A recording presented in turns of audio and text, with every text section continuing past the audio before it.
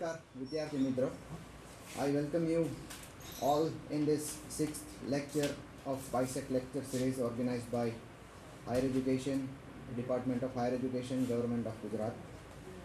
By now, you are well aware of the terms random experiments, sample space, events, probability of a random variable, probability distribution of random variables, etc.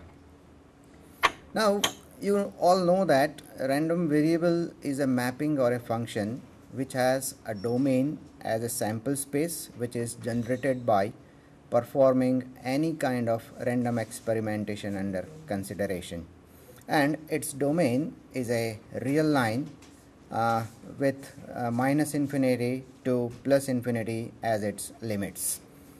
Now, if the sample space is discrete, the random variable defined on such kind of sample spaces are termed as discrete random variables. And in last two lectures, you have studied and might be knowing about the probability distributions of random variables which are discrete in nature. Now, in today's session, our main focus is on continuous random variables and probability distributions of continuous random variables. So, a random variable is continuous in nature if and only if the sample space is continuous and the domain is itself a interval with minimum value and the maximum value.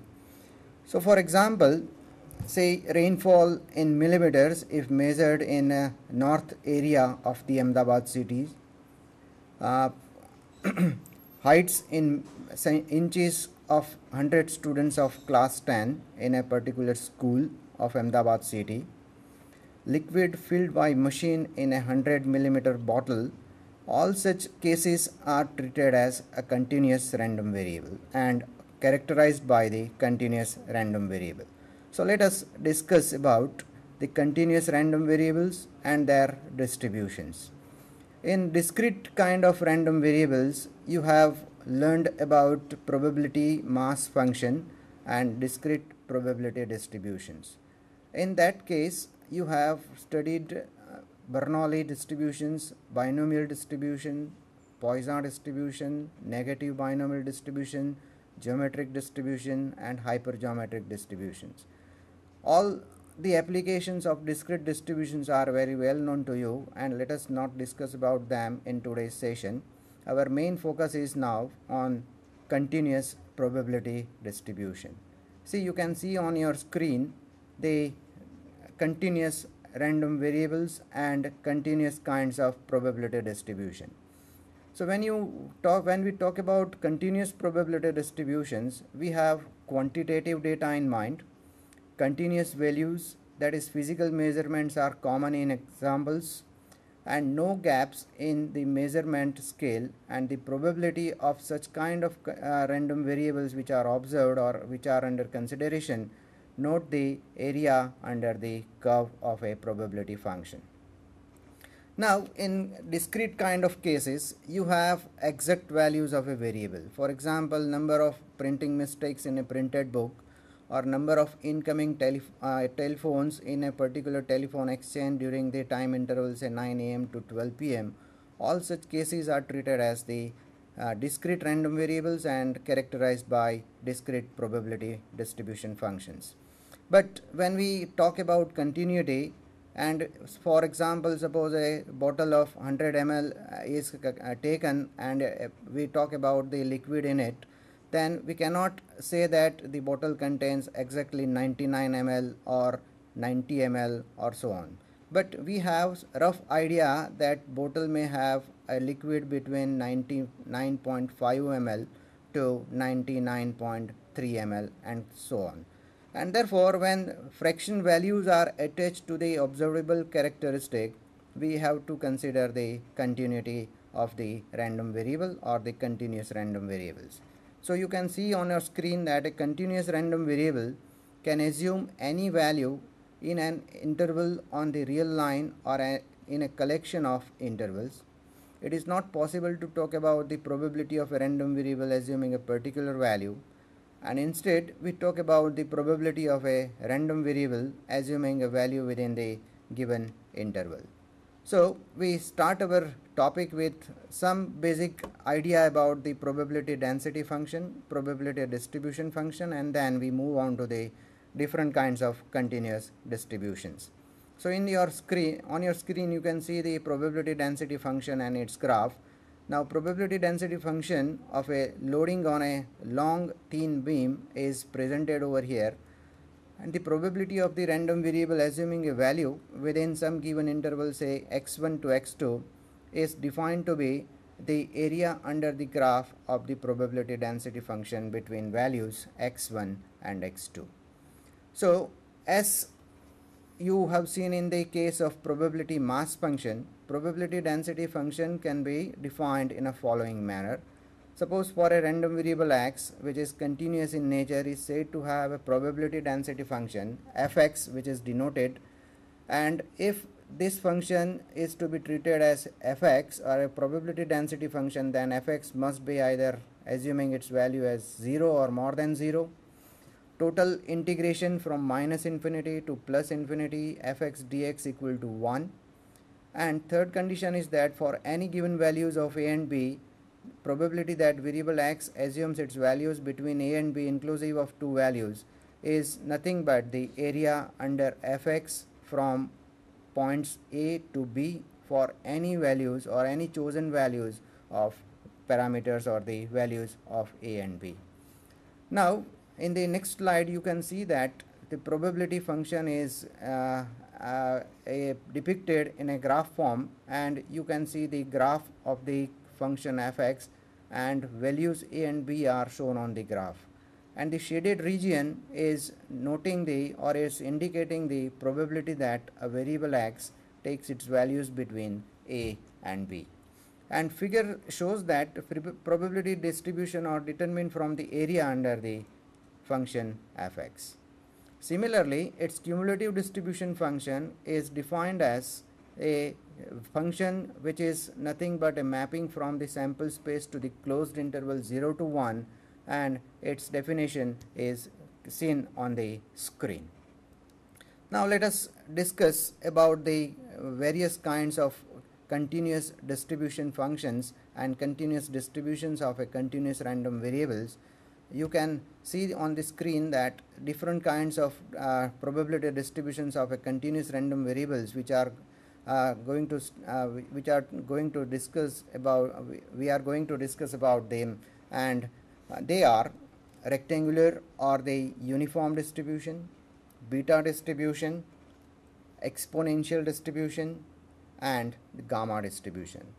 અહીંયા વિદ્યાર્થી મિત્રો આપણી એક તકલીફ છે કે આ ટોપિક્સમાં જો બધી જ પ્રૂફ ડિરાઈવ કરવા જઈશું તો એ ઘણો સમય લઈ લે એમ છે, અને કેટલાક સંજોગોમાં આપણે એમની એપ્લિકેશન્સ સરખી રીતે જોઈ શકીશું નહીં. અને એટલા માટે જ આજે આ પ્રેઝન્ટેશનને મેં પાવર પોઈન્ટથી બતાવવાનું નક્કી કર્યું છે કે જેથી કરીને એના બધા જ પોઈન્ટ્સ આપણે કવર કરી શકીએ અને એની એપ્લિકેશન્સ જેટલી બને એટલી આપણે જોઈ શકીએ. So let us consider first the rectangular or the uniform distribution, and this distribution is the simplest possible probability distribution of the continuous random variable, and this distribution is simple to understand, simple to apply, and it has a variety of applications in different fields of statistics and any other subjects. So in probability theory and statistics, the continuous uniform distribution is a family of probability distributions such that for each member of the family, all intervals of the same length on the distribution are equally probable, and the support is defined by two parameters, that is, they are known as the lower and upper limits or the minimum and the maximum values, which are represented by values a and b, and the distribution is often abbreviated as U of A and B. A random variable is uniformly distributed whenever the probability is proportional to the length of the interval on which the random variable is defined, and therefore uniform probability density function's form is fx equal to 1 upon b minus a, provided x takes its values between a and b and both values are inclusive. For rest of the values assumed by the random variable x, function assumes its value as 0. Now note that small a is the least possible value of a variable and b is the largest possible value of the variable which can be assumed. Now continuous uniform random variable can be categorized or can be characterized by its functions curve, as you seen on your screen, that 1 upon b minus a is a parallel line on the parallel line to the horizontal axis between points a and b. Now continuous uniform random variables mean and variance are a plus b by 2, that is the average of the upper and lower limit of a uniform distribution, and variance is b minus a the square by 12. So let us see simple example. Let us continuous as a random variable x follow uniform distribution with values 0 to 20 microampere, which is nothing but the current measured in a thin copper wire in milliamperes.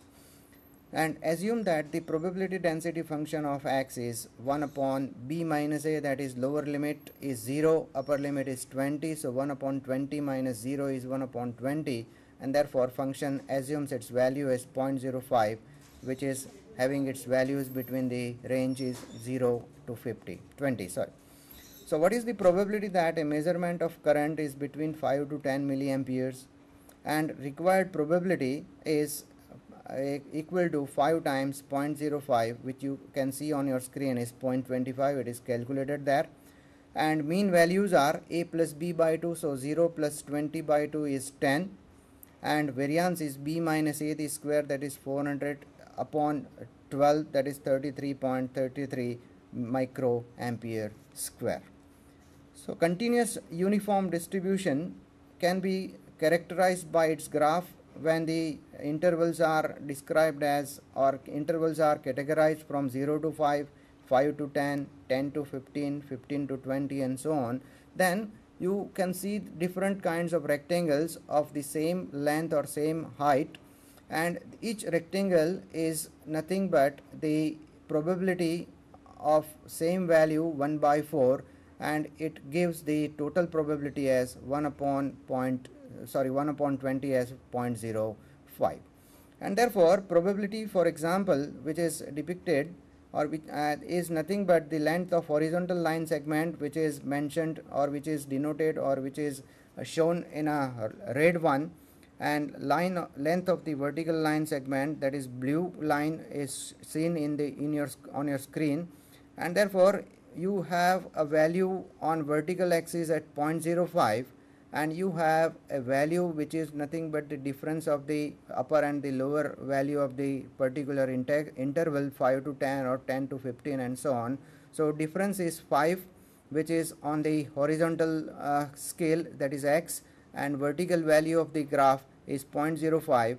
So if you multiply the vertical value 0.05 by the line segments value which is on horizontal axis as 5, you get the required probability.